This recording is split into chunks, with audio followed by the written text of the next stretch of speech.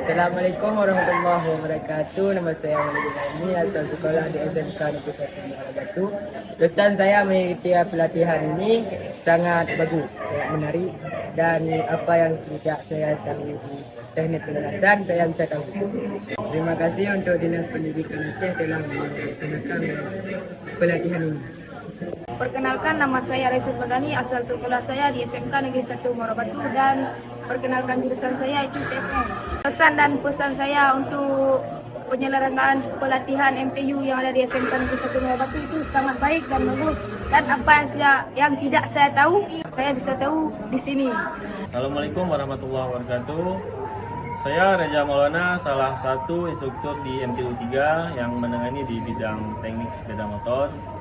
Pada hari ini kita sudah berjalan kegiatan pelatihan Teaching Factory melalui MTU Aceh.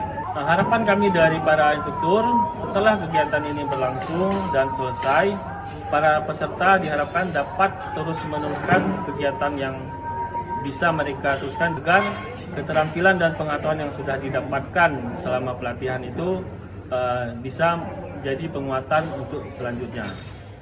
Sekian dari kami tim MTU.